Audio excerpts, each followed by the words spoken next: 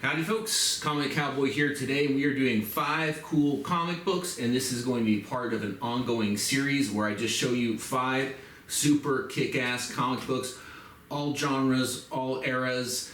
Some of it will be for collecting and investing purposes.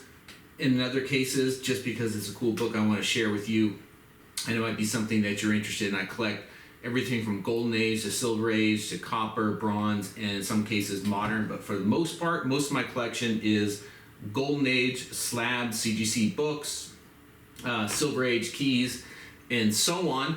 And I'm just picking out for you just a random sampling of books that we can talk about. You can leave comments on. Tell me your thoughts about these books. And these are all books that I've curated over the years at auction, websites, dealers, what have you. And I've got some here today, and I just grabbed some cool ones. So let's get into it. Here's a book that I was glad to finally get a copy of very recently in the Comic Link auction. And it is Mad Comics number 5 from 1953.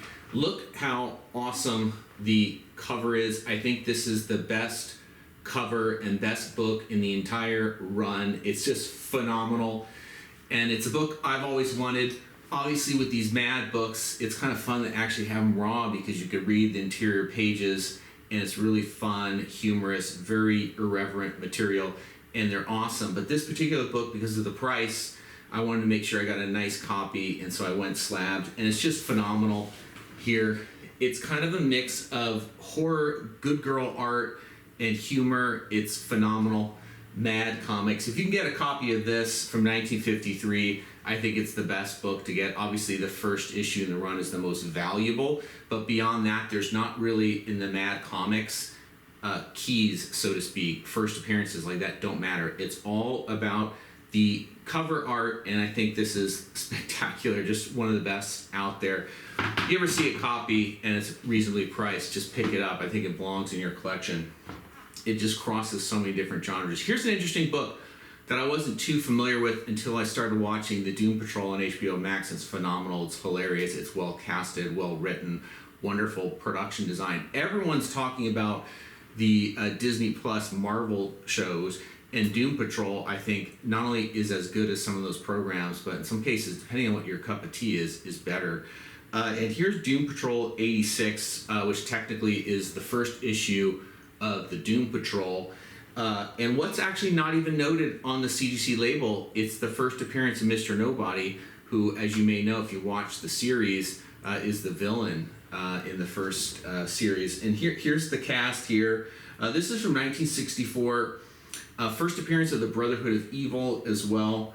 This is formerly My Greatest Adventure, which contains, I think, in issue 80, the first true appearance of the Doom Patrol. But here they are in their first true book devoted to the heroes. And this is great. 6.5. These books have been going up steadily in value, I suppose, because of the television show. But it's totally remarkable to me how inexpensive these books are, considering how awesome and how great the property is on the television screen. And here they are in their first book. Great pickup here if you can get it. Again, as I said, I cross genres, I cross eras. I don't cross lanes in the swimming pool, but here is New Mutants 98, 91, White Pages, of course, first appearance of Deadpool, and a book that I picked up, this particular copy, picked up off Comic Link at auction in 2020 for $980, and it sells for quite a bit beyond that, even though it's not a newsstand copy. This book is essentially what I would consider modern age blue chip. You know, if you're gonna buy these, why not buy multiple copies, just like someone would purchase stock? You know, you can just simply, I don't know about now because the book's been a little bit hot, but I do think that this book really is future proof, meaning it's going to be collected, coveted, liked and desired 2, 5, 10 years from now, well into the future. Deadpool is here to stay for quite a long time. Phenomenal character. Always been a key book, and just recently the prices have risen quite a bit. I think it's still a good time to get into the book.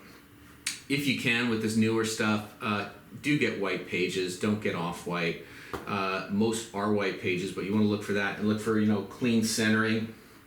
If you can get a newsstand, apparently that's a little bit harder to obtain in finer condition.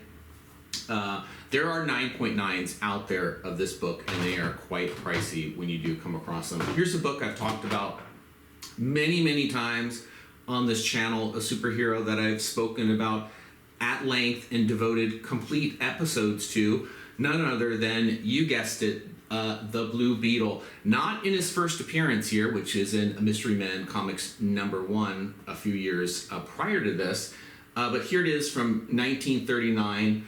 Why is it a 1/8? Well, CGC with a detached cover will take the grade down significantly, but in terms of the color of the book, the integrity of the binding, and all the other issues, quite nice. It's just simply the cover detached is the issue, and they knock it down to a 1.8. But it's a great book, hard to get. I think if you look through the CG census report, I would quietly buying these books. I don't know quietly anymore because people know the book. For the last 8 years, aggressively buying this book and all the Fox books, whether that's Blue Beetle or Mystery Men Comics. I can't collect all that stuff. There's too much. It's too expensive. But the first issue, because of the price and because of how rare it was, I went after it aggressively for the last 8 years. Of the census report, I think I probably have 40% to 50% of all copies of this book. I've hoarded it. I don't care. I like it. I'm not flipping them. I'm not selling them. I'm not manipulating the market. I'm simply collecting it, and I think it's cool. There's no real strategy to owning so many copies of one particular book because I'm not introducing them incrementally into the market to control the flow of those books. I suppose I just like the book a lot, and I've collected it. Always blue label, unrestored copies is what I've pursued for the most part. And it's a tough book with under 40, I believe, in the census, or under 50 graded CGC label, no resto, okay?